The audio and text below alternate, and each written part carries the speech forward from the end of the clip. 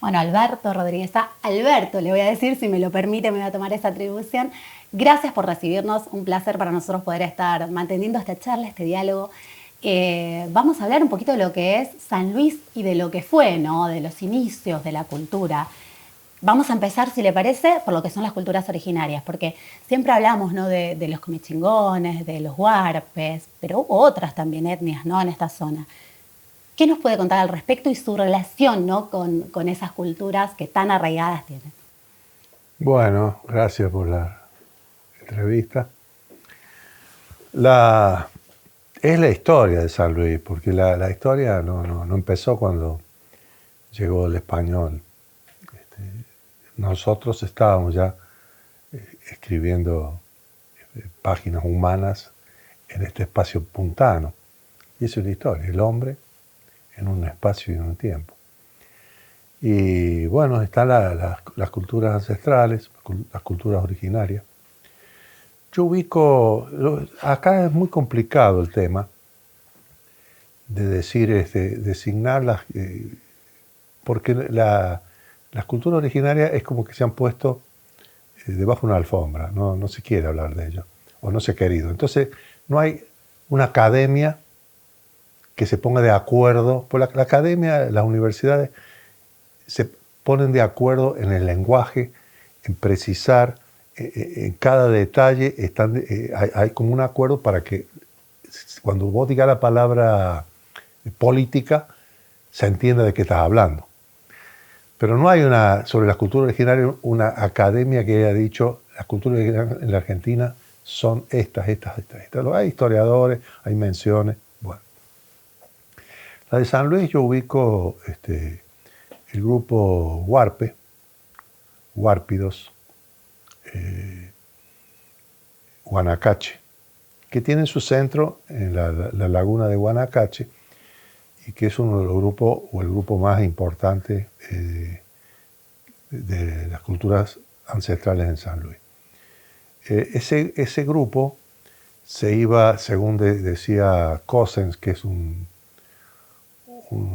uruguayo especialista en culturas originarias, él decía que la cultura originaria y estos grupos huárpidos, para evitar la endogamia, el casamiento entre familiares, cuando ya el grupo llegaba a 40, los solteros, los más jóvenes, se iban con otro grupo y otro grupo y otro grupo, iban formando y se iban dividiendo, poblando el sur, para el sur. Y entonces así se extendieron los huárpidos, se fueron extendiendo para mí y entraron y penetraron esa cultura en toda la región de las sierras centrales de San Luis y en la sierra de San Luis. Que son para mí huárpidos, también michilingües. Este es un concepto que podremos discutir, pero para mí es la esencia. Por eso la correspondencia que hay en cómo se corresponden las culturas originarias, perdón, las pinturas rupestres. Y las pinturas rupestres, vos, a medida que te vas yendo más al sur, son mejores. Entonces, esto nos demuestra que como que van evolucionando a medida que te vas al sur. Demuestra la teoría de Cossens, que es valedera, interesante, o cierta, como quieras decirle. El otro grupo es los ranqueles, que es un grupo que viene de Chile fundamentalmente, o no, porque nosotros pertenecíamos al Virreinato de Chile. Un grupo viene del Arauco, de la zona de Araucaria, y que a su vez tenía dos grandes corrientes, una que venía, digamos, del sur de Mendoza, San Luis y parte de la provincia de Buenos Aires, Córdoba, parte de la provincia de Buenos Aires, y llegaba casi hasta Santa Fe. Más atrás, otro grupo ranquel. Uno era, vamos a decir, más atrás otro grupo ranquel que llegaba hasta Bahía Blanca, y como que entraba en paralelo hacia lo mismo, digamos, como si fuera una línea que va de la cordillera de los Andes buscando el Atlántico y se va lentamente buscando el norte, y rodeando de alguna manera la Argentina española o los asentamientos españoles. Y el tercer grupo son los comechingones. Bueno, perdón, el grupo Ranquel, que está más cerca de San Luis, el que gobernó el Gran Painé. Y el grupo Ranquel, que estaba más al sur, el que gobernó el Gran Cafulcurá. Que eran dos grandes caciques, quizás los dos más grandes loncos de la historia de los Ranqueles, y era más guerrero o más agresivo, si se quiere, Cafulcurá. Y a su vez Painé era más cerebral, más tranquilo, más manso. Los dos grandes guerreros, no le toqué los intereses porque, bueno. Y tuvieron una convivencia bastante pacífica y seria entre ellos porque eran propensos a pelearse también entre ellos. Nunca lo hicieron, se mantuvieron, y ese es el talento de Painé. El tercer grupo que yo encuentro es el de los comechingones, que es un grupo que hay menos estudios, por lo menos en San Luis.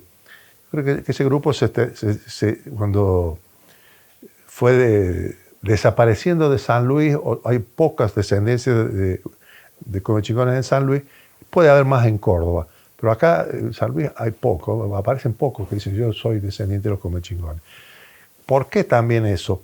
Pues los comechingones, bueno, estaban en las sierras que dieron su nombre, o en la sierra del Comechingones, y la sierra del Comechingones, para el lado de San Luis, son como quebradas, así son como si la tierra se hubiera levantado de este lado así, entonces quedó como una pared. Y en cambio para el otro lado está lleno de vallecitos que tienen más agua, más lugarcitos, son más confortables. Entonces es lógico que los comechingones se han volcado más hacia Córdoba. Sin embargo, sucede algo ahí. Cuando viene la corriente colonizadora del oeste, que son los españoles que vienen a colonizar la parte de lo que es el territorio argentino, que no conocida por ellos, la corriente colonizadora del oeste entra a la altura de Tucumán. No como imaginamos ahora que entró por Mendoza. No, entra a la altura de Tucumán, por el norte argentino, lo que es hoy el norte argentino. Santiago del Estero, por ahí, entra más o menos por ahí. Y va bajando a Córdoba, y luego de Córdoba aparece en San Luis. Pero miren ustedes, la corriente colonizadora es del oeste y aparece por el este acá. Por esto de que viene entrando de esta manera. Con Villagra, que viene a ser el jefe de esta corriente. Cuando cruza el Comechingones y llega, así se encuentra de golpe con San Luis, por decirlo así. Justo abajo ahí está el lugar, la sepultura, no está el dique La Sepultura, hoy el dique Piscuyaco. En ese lugar, si vos te paras al Piscuyaco, vas a ver que el Comechingones tiene como un quiebre, que es por donde han entrado, bajando la bajada de las aguas, van siguiendo los españoles. Y de golpe, si vos ves, claro, hay como una ventana y te encontrás con eso. Ya no podés retroceder, tienen que avanzar. Y les da miedo, les da desconocimiento, desconfianza, entonces entran a sable y espada y producen una masacre. Ahí es el encuentro de las culturas originarias con el colonizador español. Y esto generó que en San Luis hubiera un gran odio, inolvidable odio por ese episodio tremendo, donde se calcula que habían 5.000 culturas originarias, pobladores, lugareños, nosotros. Y de golpe aparece este grupo y bueno, se produce una masacre. Y por eso Juan W. G. es que el único historiador que menciona esto como serio, importante y grave, y dice lo que estoy expresando yo ahora, el lugar se llamaba La Sepultura, porque había sucedido el hecho ese y era esta especie de cementerio. Bueno, las culturas originarias fueron muy explotadas por las instituciones estas que se conocen como la encomienda, la mita y el yanaconajo. La encomienda es para el trabajo en el campo. Los esclavizaban o usaban el otro nombre. Había encomenderos que eran los que iban a buscar indios, para cazar indios, para meterlos en la encomienda, en la institución. Y bueno, y entonces sobornaban caciques, loncos, esto, aquello, y los graban así, que los más jóvenes, esto, aquello, y las mujeres, bueno, todo esto. Y así fueron asimilándolos de alguna manera o culturizándolos o colonizándolos o conquistándolos. Bueno, y esta es la historia de San Luis. A usted lo atraviesa de manera particular también las culturas originarias. Sí, ¿No es bueno, mi tatarabuelo, Francisco Sá, era hermano de Juan Sá, que después fue conocido como Lanza Seca, un general del Ejército Nacional, y Felipe Sá, eran tres hermanos. Yo desciendo de Francisco Sá. Ellos se levantan contra... Ellos tienen un federalismo especial, distinto, como había en muchos lugares, entre todas las provincias argentinas, al de Rosas. Entonces Rosas tenía alianzas con algunos, federales con otros no. Bueno, y estos tenían un federalismo distinto. Y se levantan contra Rosas en el año 41, 1840, 41, y pierden la batalla. La batalla es en Las Quijadas. Al perder la batalla, Rosas los empieza los federales de Rosas lo empiezan a perseguir, y ellos se van a lo que es hoy Estancia Grande. Ahí hacen un campamento y bueno, y de alguna manera van a entrar a San Luis. Cuando van a entrar a San Luis, Pablo Lucero, que estaba a cargo de la toma a la madre de uno de los Sá, de la madre de los Sá, lo que sería mi tatarabuela, y le pone un cuchillo acá. Entonces dice, bueno, váyanse porque si no mato a su mamá. Entonces ellos se retiran, habrán hecho un acuerdo ahí que no respeten la madre, bueno, todas esas cosas, y se retiran con un grupo más grande de su ejército y se van a la toldería Ranqueles. Y ahí viven en las tolderías Ranqueles más o menos 7 años aproximadamente. Cuando ellos vuelven con 7 niños, y uno de ellos era mi bisabuela Feliciana Sá. Y después, sobre este episodio, cuando ellos se iban a retirar, se ha escrito mucho, pero yo tomo de todo lo mucho que se ha escrito. Tisera fue uno que escribió mucho, bueno, casi todos los historiadores han hecho mención. Algunos no han hecho mención por respeto, otros para no agraviar, o lo que fuera, pero como si fuera agraviante la situación, una situación hermosa. Y bueno, que yo tomé lo que escribió Baigorria. Baigorria era un unitario que estaba en las tolderías Ranqueles. Y se había enemistado con Juan Sá, con los hermanos Sá. Entonces él no quería que se vinieran los Sá, volvieran a San Luis, porque habían recibido un indulto. Entonces de las tolderías ya, para tratar ese tema, habla los Sá con Painé. Y le explican a Painé que han recibido un indulto y si quieren volver. Y Painé está de acuerdo. Todo está bien, vayan, vuelvan. Gracias, Painé. Bueno, eso también, ustedes. Bueno, todas esas cosas que se dirán. Y cuando se están por ir, y dice, bueno, nos vamos a ir por ejemplo la semana que viene. Bueno, me van a preparar todo. Él va, Paine, y habla con Baigorria. Y Baigorria le dice, no los dejes ir, no los dejes ir. ¿Por qué? No, si ya está, bueno, ya está, y vinieron, tienen que irse, si solamente tienen asilo. Sí, pero ellos conocen los pasos. Los pasos son cómo llegar hasta las tolderías desde el norte. O sea, vos estás en San Luis, tenés que ir al sur y llegar a las tolderías ranqueles, que estaban al sur de San Luis, al sur de La Pampa y al sur de Córdoba, esa zona. Ahí ese triangulito que se arma ahí, por ahí estaban, extendidas. Entonces, los ejércitos no podían llegar, solo los ranqueles conocían los pasos. ¿Por qué conocían los pasos? Porque los pasos estaban marcados por grandes cañaverales, que hacían una pared enorme de kilómetros de extensión, iban rodeando todas las lagunas, todos los cañaverales. Entonces era muy difícil pasar por los cañaverales si no sabías conocer el camino. Entonces había pocos pasos. Y bueno, evidentemente los SA lo conocían. Entonces Paine, Baigorria le dice, no lo deje ir por los pasos. Entonces vuelve Paine y habla con los SA. Esperen un poco, que si yo ya mover, Baigorria no quiere. Bueno, pero y casi de común acuerdo, bueno, nos hacemos los onzos y se vuelven.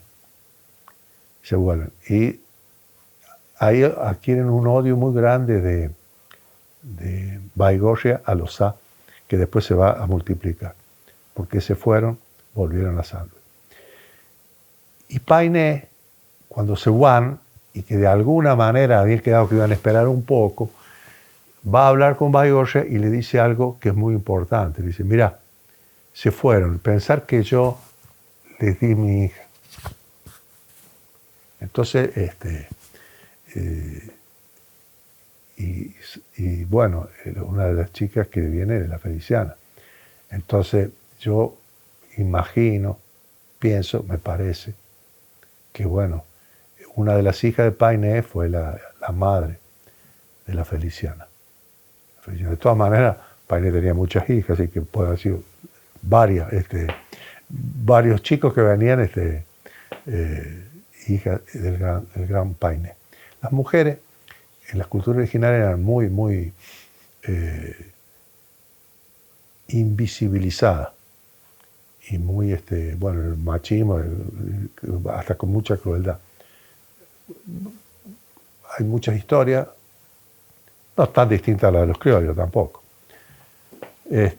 Así que se conocen los hijos de Paine, pero no las hijas. Entonces como bueno, ¿quién era esta princesa Ranquel o las princesas que fue la madre de estos chicos que vinieron? 7 eran, según una de ellas, la Feliciana Sá, la cual es mi bisabuela, y obviamente yo no la conocí, pero sí mi mamá, que no es Rodríguez Sá, no desciende de ella, sabía contarme algunas historias, la había visto, conocido a mí, y tengo fotos de ellas. ¿Qué le contaba? ¿Cómo era? Bueno, contaba que, por ejemplo, en algún momento venían a verla los ranqueles y le daban un trato especial, y entonces la familia la dejaban sola y si hablaban un lenguaje que ellos a veces entendían, otras veces no, porque mezclaban el ranquel con el criollo nuestro. Y bueno, que era muy, por ejemplo, que bueno, con respecto al mayor de los nietos, le daba la primogenitura, lo tomaba, y ese era las fotos que hay siempre con el primogénito, de los nietos. Después los hijos, todos. Mi abuelo, obviamente, se llamaba Pedro Adolfo Rodríguez Sá, conocido como el Pampa. Los adversarios políticos le decían que hacer ese es un Pampa, un indio. Y después la gente que lo quería lo tomaba como positivo. Entonces uno decía el Pampa, así con bronca, y ellos decían el Pampa.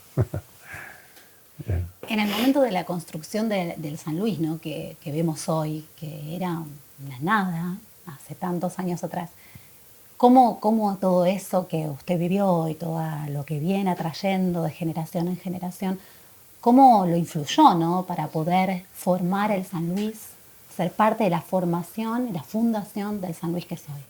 Bueno, esta sangre Ranquel, yo me voy enterando de a poco porque no era un tema que se comentaba en mi casa. Recién cuando tendría 12, 13 años, mi papá me lo contaba o hablábamos, pero tampoco era un tema que le damos. Era así, no sé, no cambiaba mucho. Pensá bueno, ya los hijos de la Feliciana eran abogados, médicos, y las hijas también formadas en universidades, en estudios. Así que eran una familia absolutamente integrada a la que sería la cultura criolla. Así que bueno, la sangre Ranquel era como una curiosidad, un respeto enorme y para mí un orgullo. Pero mi formación es más, fundamentalmente, es la adolescencia, la familia, las escuelas, la vida social, el deporte, la cultura de San Luis, que yo he participado desde muy chico en todo. Y me siento muy ligado a todo esto, a San Luis, a la puntualidad. ¿Qué le gustaba hacer a Alberto de joven? Vamos a hacer ahí un paralelismo. ¿Qué? ¿Qué le gustaba hacer a Alberto de joven? ¿Le gustaba caminar las sierras? ¿Era de ir? Bueno, primero yo iba a 2 escuelas cuando iba a la secundaria. Que esto a mí, yo siempre lo menciono porque es muy importante. Yo iba a la escuela normal Juan Pascual Pringle, a las mixtas que se conoce hoy, y también iba a la noche al mismo curso, primer año a la noche a la escuela de dibujo técnico, que quedaba en la misma escuela arriba, bueno, los dos, y era la noche. Entonces aprendía cosas distintas en una especialidad de dibujo técnico y dibujo, pintura, pero tenía compañeros distintos, profesores distintos.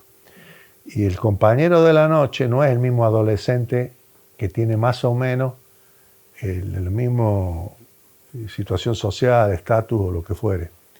No, el de la noche son gente sufrida, trabajadores, mujeres, y de todas las clases sociales, de todos los grupos, y muy interesadas en el estudio. No iban ahí a hacer chistes, a tomarlo, claro, sí, no, obviamente, concentradas en el estudio. Ahí vi mucho, gente mayor que yo, casi todo, yo era el más chico. Entonces me iba formando de otra manera. Yo notaba que mi formación con respecto a mis compañeros era muy distinta a mis compañeros de la escuela. Bueno, así que ahí ya tengo una. Después de muy chico, bueno, me gustaban todos los deportes. Después voy a la Sierra de San Luis. Me gustaban todos los deportes y yo practicaba el fútbol en todos los potreros de San Luis, en todos jugaba. ¿En qué posición jugaba?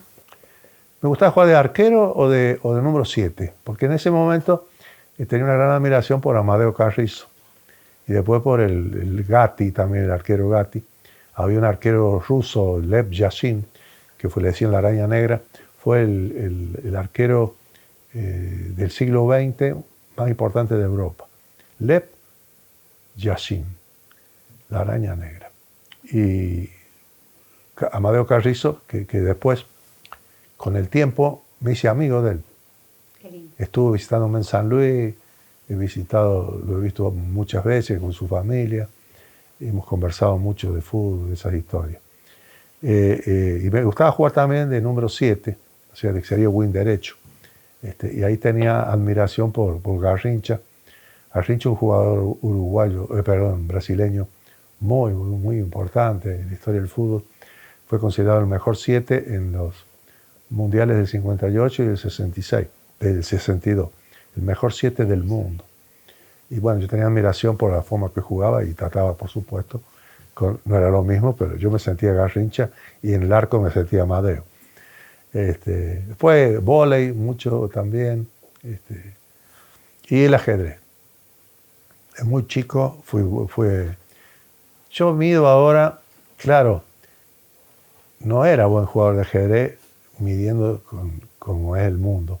Pero San Luis fui el mejor, fui campeón de la ciudad, fue primer tablero de San Luis, así que era el número 1 o estaba ahí en la elite de San Luis. Cuando jugamos afuera, otra cosa. Pero después me tocó jugar en la Universidad de Buenos Aires. Me vieron jugar al ajedrez, me pidieron que participara en el equipo de la universidad y bueno, fui el primer tablero de la Universidad de Buenos Aires, que ya es otra cosa. Y fui el mejor primer tablero, debe haber sido el año, no sé, debe haber sido 73, 74. Suena más 74, como debe haber sido esa Olimpiada se debe haber hecho en julio del 74. Debe estar por ahí el ajedrez, que influye mucho también porque la gente es mayor que uno. Yo era muy chico y claro, espérate que los que jugaban en el equipo de San Luis, el más joven me llevaba 20 años, 30 años, 40 años, y bueno, y yo ya me manejaba con gente mayor, con ese de dar respeto, recibir respeto, y sobre todo, bueno, lo que es la convivencia cuando tenemos que viajar a jugar a otro lado o en la propia competencia. Saberse manejar en las competencias porque, bueno, son supuestamente competencias importantes. Entonces es muy formativo. Después me gustaba mucho el cine, mucho el cine, mucho. Leí mucho. Teníamos una buena biblioteca en mi casa. Y vos sabés que es importante en la formación la biblioteca que hay en la casa. Ahora que el libro se ha reemplazado por el celular, por la red, en el mundo digital, está la lectura digital o los libros digitales. Bueno. Pero antes los libros solamente eran los que tenías ahí, en tu biblioteca. Y en mi casa había una linda biblioteca. Entonces yo me leí de chico, yo me acuerdo haber leído a los 12 años, 13 años, 14, 15, por supuesto, los clásicos, pero los clásicos, Shakespeare, Dostoyevsky, Cervantes, Tolstoy, Mark Twain, y los argentinos, Juvenil, el Martín Fierro, todo eso, para mí era normal leerlo. Y leerlo varias veces también. El Sherlock Holmes, Conan Doyle. Conan Doyle, que la obra completa estaban. Entonces, porque Conan Doyle se lo conoce, por ejemplo, por el Sherlock Holmes. Pero Conan Doyle tiene mucho más escrito. Tiene uno sobre, que es parecido al Parque Jurásico, se dice, sí. De hoy, de esa película. Tiene una aventura que ya la contó él, y que se ha hecho una película, también un tema parecido al que cuentan con los dinosaurios y todas esas cosas. Y mucho sobre relatos de batallas navales y boxeo. Boxeo. Es increíble a Conan Doyle escribiendo boxeo. Bueno, y está el Sherlock Holmes, que el señor Sherlock Holmes sí. Es formativo en todo, es un personaje de la humanidad. Así que, bueno, mucha lectura, mucho. Y mi madre, para hablar de las sierras de San Luis, pero muy seguido, muy seguido, inventaba una suerte de piño o salida y nos llevaba de chiquitos, tuvimos que tomar el colectivo hasta la terminal o, por ejemplo, y visitábamos los diques de San Luis, el Club de Piedra, el Potrero de los Funes, el Trapiche, el dique de la Florida, el pueblo del Trapiche. Y de chico, alguna vez hemos veraneado familiarmente, para la familia, en Potrero de los Funes. Te cuento algo que me pasó. Vengo caminando por el Senado, fui caminando y se me aparece Reutemann, el corredor de auto. Me dice, Alberto, me dice, qué bueno que está ese recorrido en el dique Potrero Los Funes, esa autódromo que has hecho. Vos sabés que ese autódromo lo pusieron en los simuladores. Entonces los simuladores de Fórmula 1 estaba, cuando me dijo eso Reutemann, el de San Luis. Me dice, el de San Luis, ese circuito, me dice, es uno de los mejores del mundo, si es que no el mejor. Dicho por Reutemann.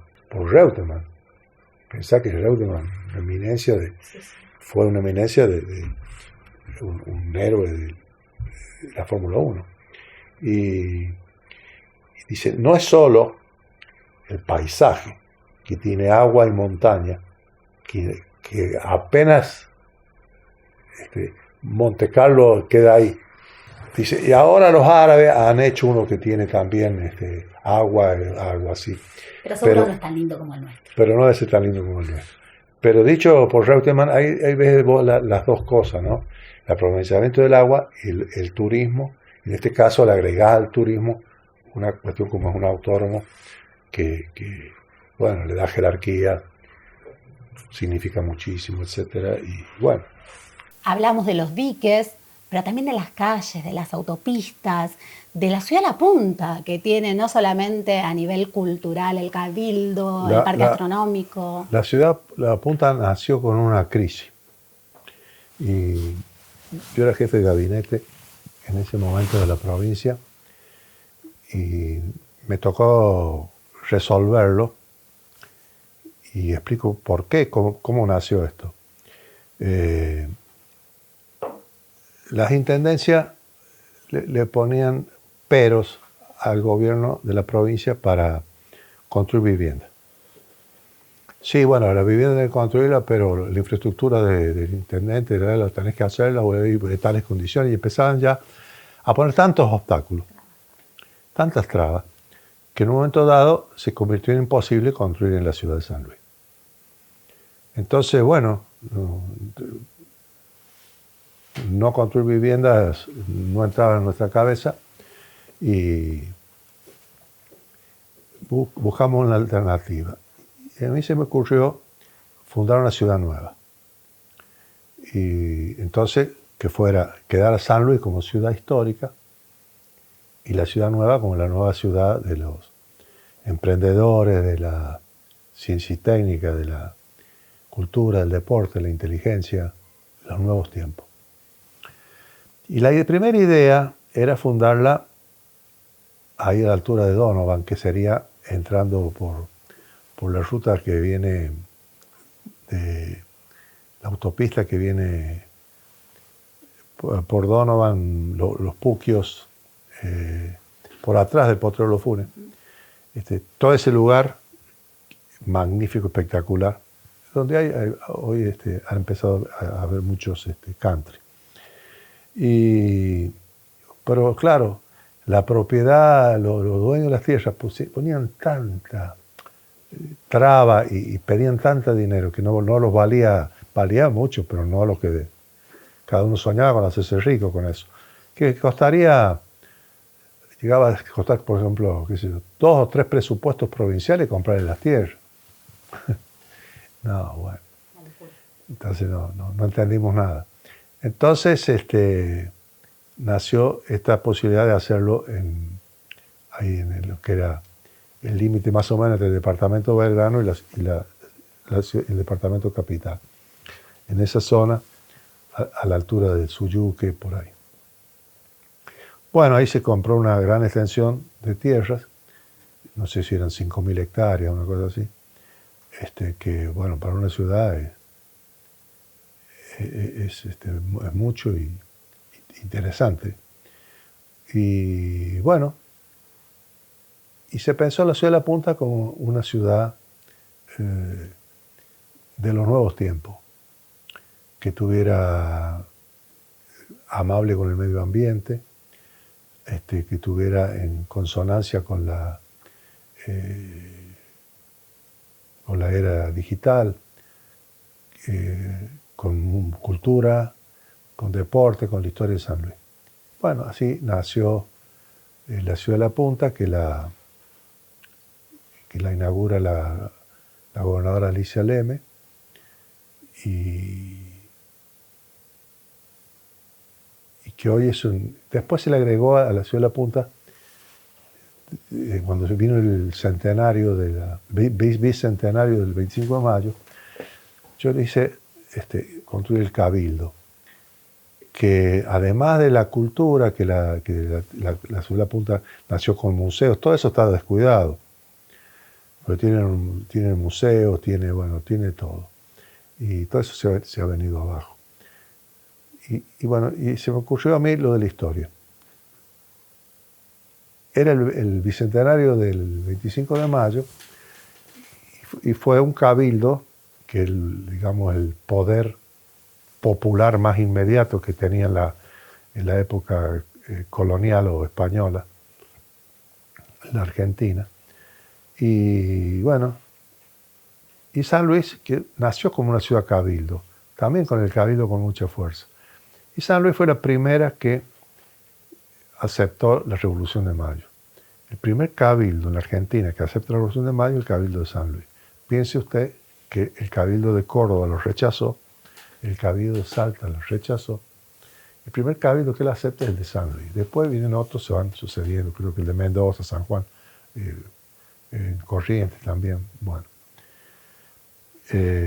Entonces, era una fecha importante. Aparte, San Luis, con el 25 de mayo, empezó a tomar mucha autonomía.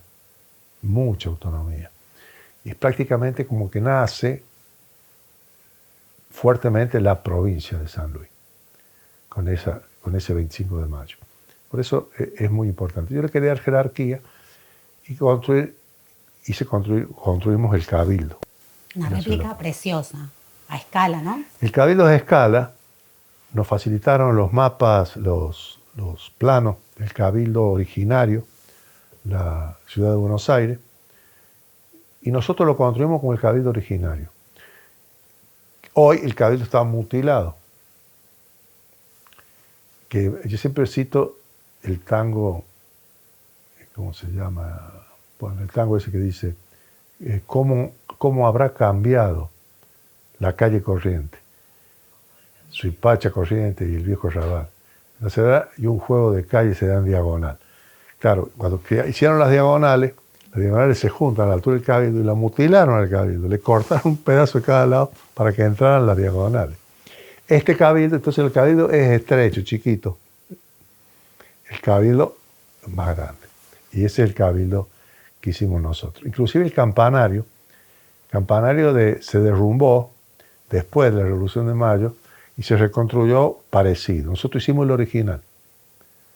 Pues nosotros sabemos cómo era el Cabildo, donde Cornelio Saavedra, Moreno, Belgrano, Juan José Paso, etc., salieron a la Plaza de Mayo, exactamente es igual al de este. El otro, bueno, era el Cabildo, pero estaba mutilado, estaba como descuidado. A mí me pareció un lindo homenaje a la Argentina, a la Revolución de Mayo y a San Luis. Cuando lo construí, me dijeron, bueno, pero esto, ¿para qué? Es carísimo. Mire, el mismo día que lo inauguramos, hubo 30.000 personas de afuera de la provincia. Yo no sé si eran 35 millones de dólares que había costado el Cabildo, 30 millones de dólares que había costado el Cabildo, y porque tiene todo originario, algo así. Yo sé que con ese día se pagaba, lo que entraba a la provincia, se pagaba el Cabildo. Qué visión que tuvo. Sí. Y encima de ese lugar que no tenía nada, después se le fue agregando al Parque Astronómico de la Punta. Sí. También la Universidad de La Punta ha hecho un avance enorme. Hay todo un circuito el estadio turístico. Juan Gilberto Funes y después la Casa de Tucumán. La Casa de Tucumán. Que se hizo como un homenaje al bicentenario de la Independencia. Que unos salvajes de ahí, que tienen nombre y apellido y que son unos personajes hoy, los quemaron. Bueno, esa es parte de historia triste de San Luis, de algunos salvajes. ¿Por qué puntanos? ¿Por qué se les dice Se nos dice puntano. Puntano, porque el Colón era cartógrafo. Sabía mucho de cartografía, que es descripción, distancia, accidentes geográficos, etc. Cartógrafo de mar. Mar. Entonces, y cartógrafo de mar él, su padre y su abuelo. Y cartógrafo de mar, su suegro. Cristóbal Colón, el más grande cartógrafo que tenía la humanidad en esos años. Un aventurero y una cabeza enorme. Hay una carta, un diario de Colón, cuando va viajando el primer viaje, el descubrimiento de América, como llaman ellos. Bueno, cuando va el primer viaje, Colón describe la Tierra, el planeta Tierra, que es redondo como una esfera, que tiene protuberancia en tal lado, el occidente, bla, bla, bla, bla, bla, bla. Una descripción extraordinaria del planeta. ¿Viste que dudan que si la Tierra es redonda? No, la Tierra es redonda, y ahora lo están discutiendo de nuevo. Sí, terraplanistas, abstenerse de esto. Bueno, la Tierra que es redonda, ya lo decía Ptolomeo, lo conocían todos. El que no dice que es redonda, creo que es San Agustín. Pero la ignorancia de San Agustín no nos puede convertir a todos en ignorantes. No. Cuando Cristóbal Colón, todos sabían que la Tierra era una esfera. Bueno, era tan extraordinario cartógrafo que describe en el viaje, estamos hablando de 1492. ¿Está bien? Bueno. Cuando, no sé si Yuri Gagarin o otro, un norteamericano, no sé, uno de los astronautas que daba la vuelta a la Tierra, iba solo, vamos a poner que fuera Gagarin, que fue el ruso o un norteamericano, no sé. Entonces, el tipo aburrido se pone a hablar con la NASA. Y hay crónicas de describir la Tierra. Empieza a describir la Tierra, ¿no?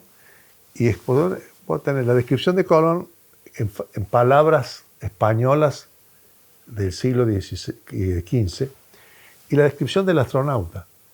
Ahora vos precisás lo que está hablando él y el otro, están diciendo exactamente lo mismo.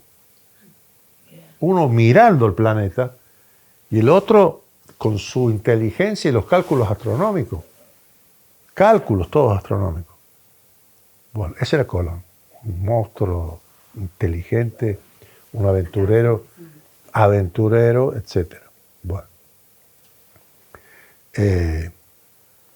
Cuando Colón hace el primer viaje, los reyes de España dicen, bueno, te vamos a dar el 10% de todo lo que conquisté contra.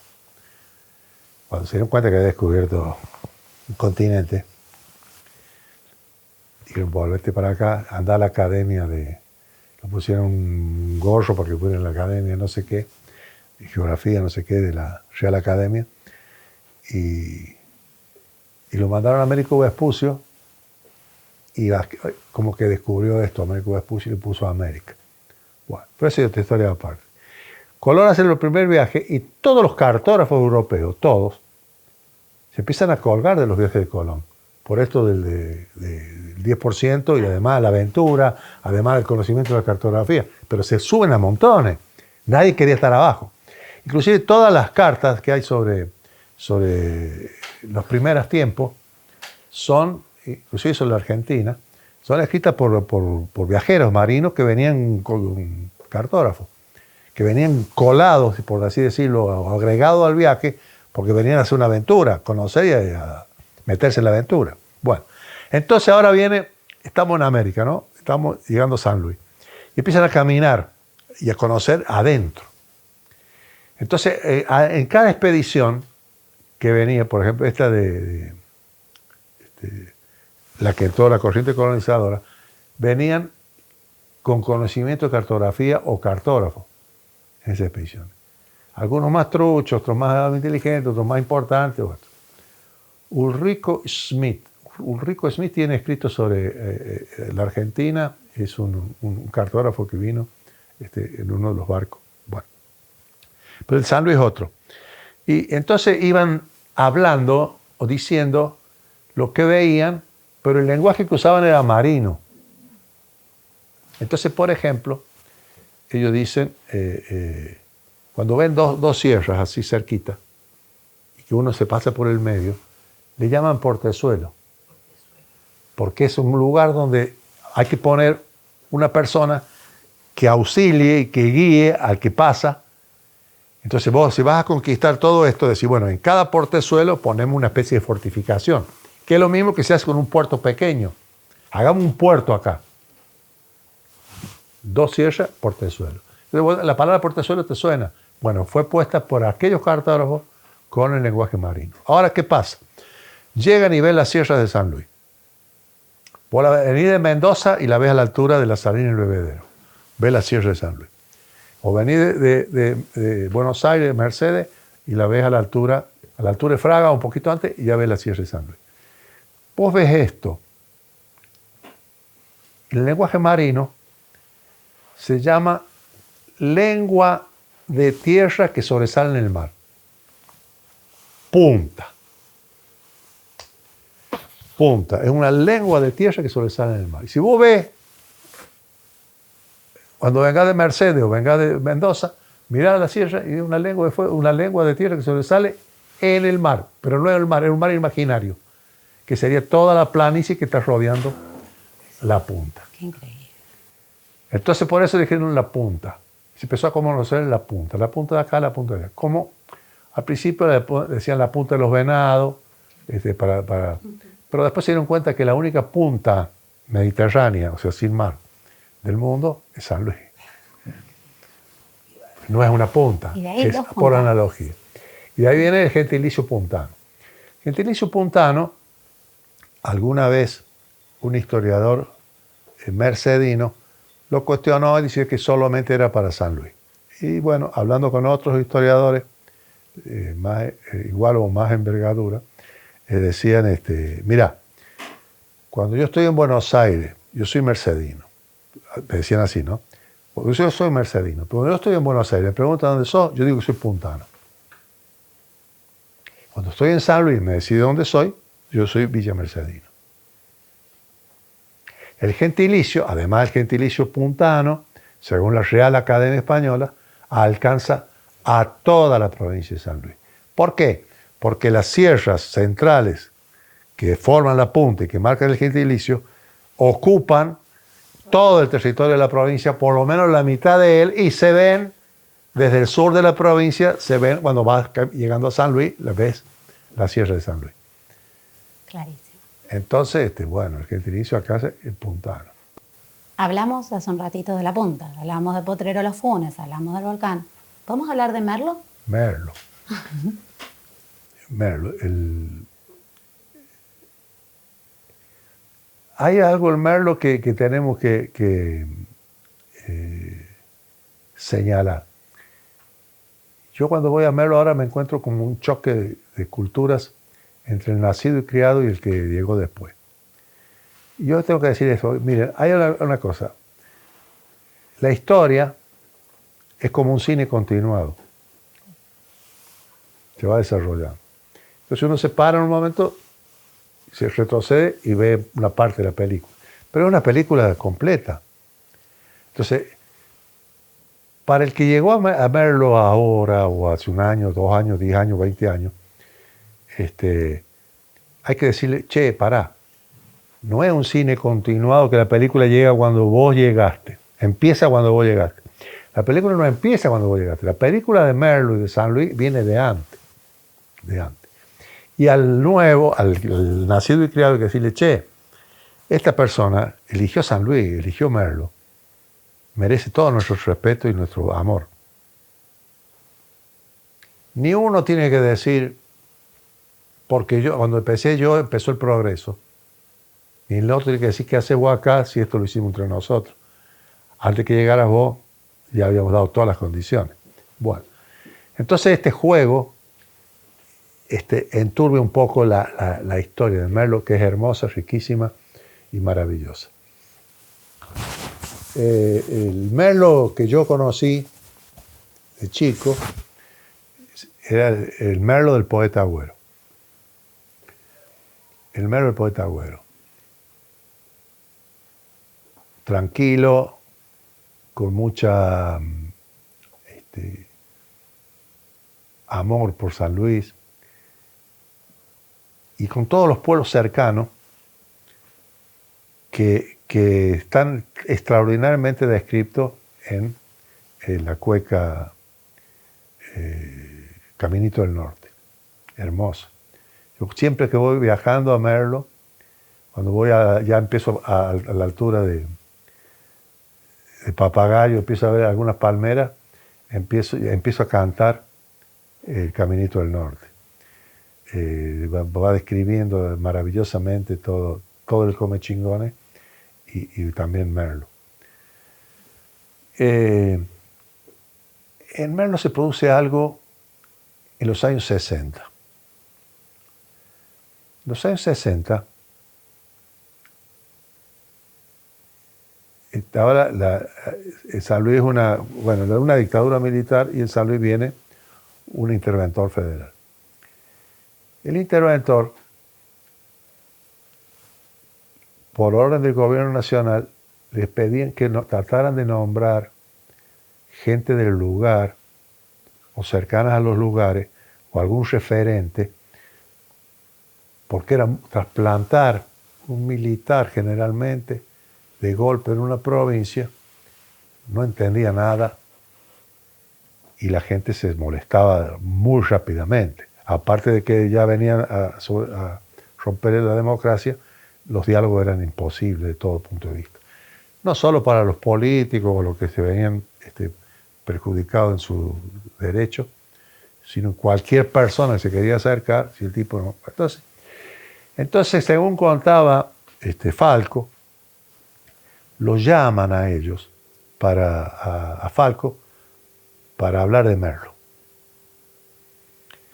Y Falco se reúne, entre ellos estaba Agüero. Y entonces le pasaron a Falco todos los deseos que tenía Merlo en posesionarse para el turismo.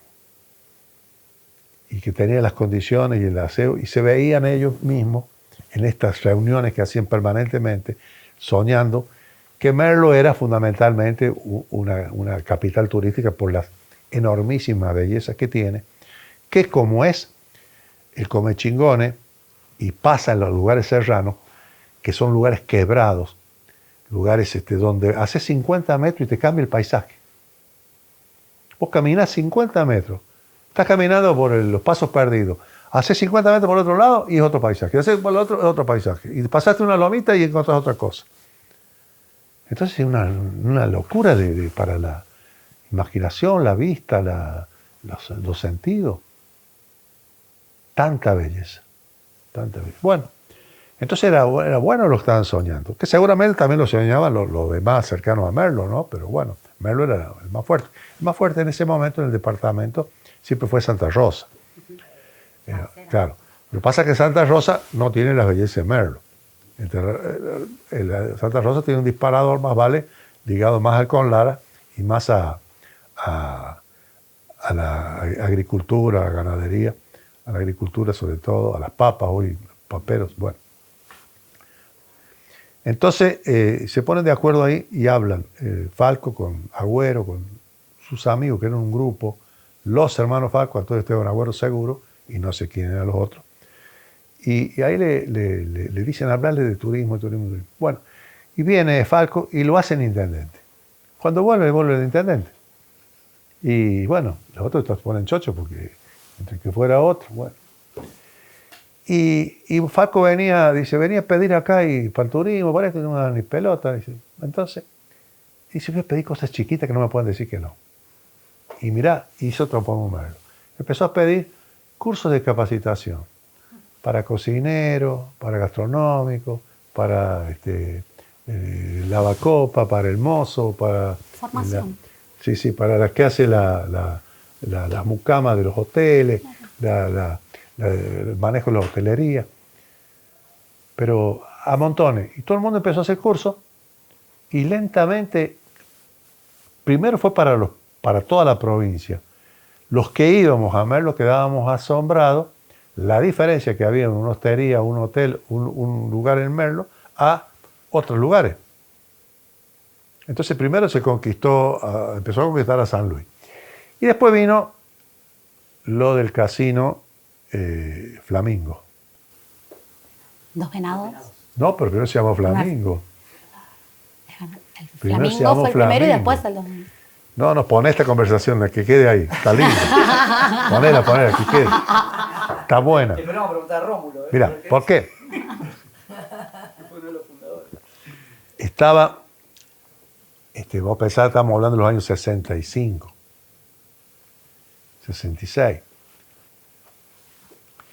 Y estaba todo el furor de Las Vegas, que se había hecho en un desierto, los casinos, etcétera, la mafia, Frank Sinatra, toda esa novela.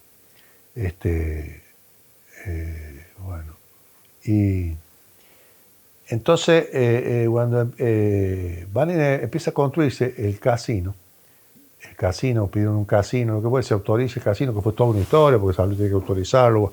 Cuando se autoriza el casino, le ponen Flamingo, igual que el mejor casino de Las Vegas.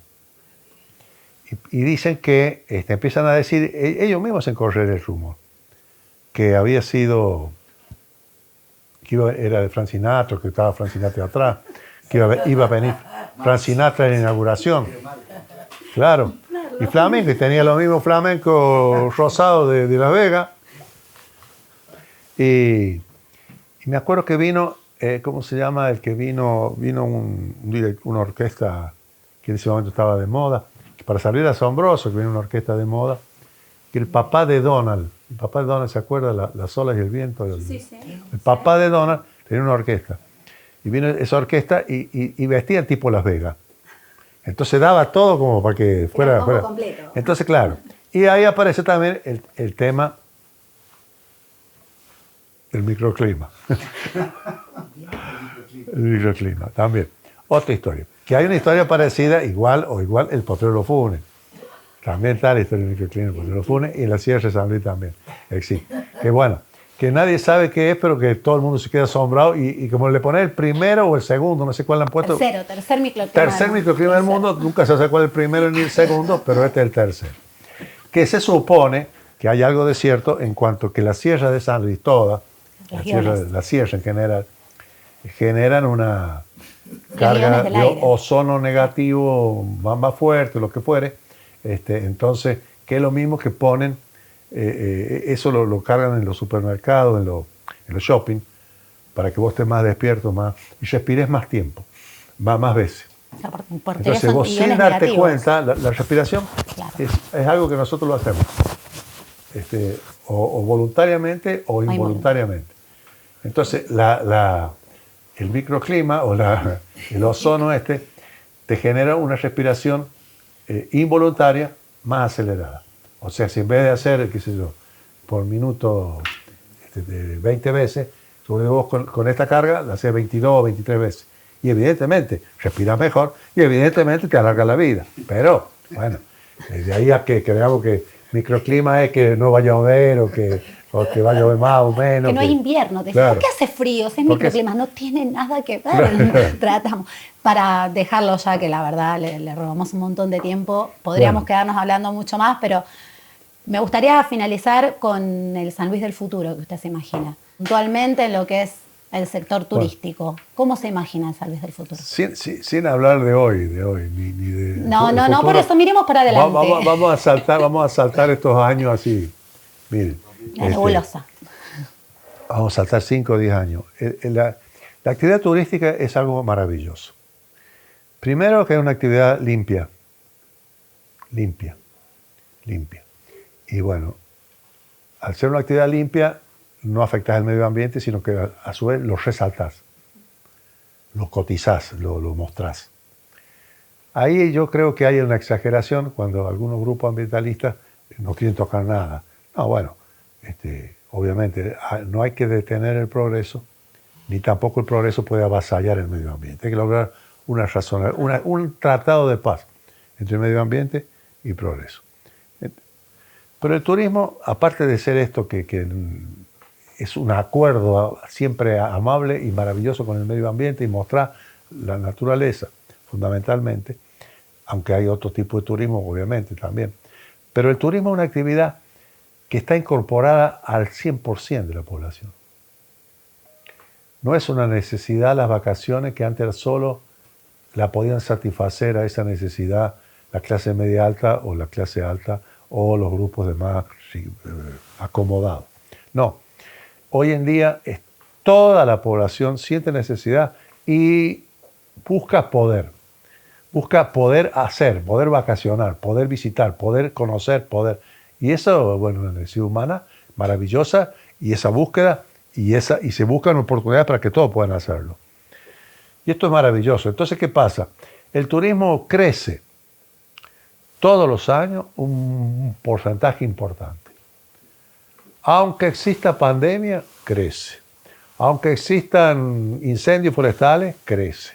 Aunque existan buenos gobiernos, crece. Aunque existan malos gobiernos, crece. Aunque existan desgobiernos, crece. Crece, crece, crece. Es imposible que no crezca. Entonces es una maravillosa solución.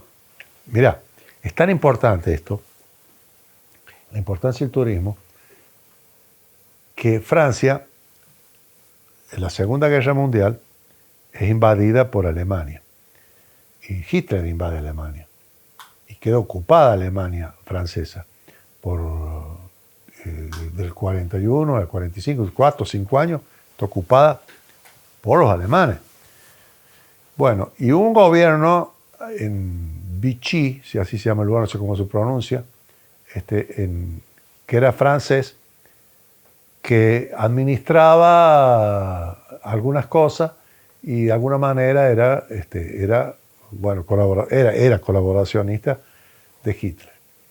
Termina la guerra. Y Francia sale rápidamente, es la primera nación europea que sale más rápido de la situación de posguerra, porque de alguna manera su ciudad no había sido bombardeada. Entonces el turismo, al otro día, vamos a París. No puede ir a ninguna Europa. París sí. Berlín no existe, está derrumbada. Bueno, Italia está en una situación parecida. Pero mucha pobreza. En cambio, los franceses es los que más rápido salen. Y salen. Entonces, ¿qué empezaron a revisar algunos? Empezaron a revisar. Al final lo de Pétain, que fue colaboracionista, no fue tan malo porque no nos bombardearon la ciudad. Esto no, más allá de las valoraciones que yo no hago ni pretendo hacer, muestro cómo el turismo fue lo que rápidamente solucionó el problema y hoy en día prácticamente sostiene Europa. Y hoy en día, por ejemplo, esto de Trump y los norteamericanos y Estados Unidos, las visas, cuando vas a decir que vas a turismo, mostrar los billetes y pasar. No te hacen ningún problema. Entonces, el turismo no gastas nada y te vienen a dar plata. Y genera trabajo enorme. Y además genera trabajo en 2 horarios o 3. Porque genera trabajo a la mañana temprano, que la gente va a desayunar, lo que fuere, va a comprar, bla, bla, bla. A la siesta no podés parar porque la gente viene, el que no fue a bañarse quiere el bla, bla, bla. Y a la noche sigue y en la tira a la noche, casi que seguro. Que hoy las ciudades, nadie tiene eso. Nadie tiene tanta... y esas ocupaciones, es extraordinario, el efecto multiplicador y los oficios que genera y los trabajos enormes que genera el turismo, todo. Si vos tenés una plancha, la alquilás porque la vecina... No traje una plancha, no sabes, yo le alquilo una. Y ya te, bueno, o no. O las casas, en Las verlos casas, suele bueno, pasar sí, en las pero temporadas. en los lugares turísticos, vos salís y decís, oiga, necesito una plancha, alguien me alquila una, y ya te levantas, te traen 6 planchas. Sí. Por decirte la plancha, por decirte una soncera. Sí, sí, sí.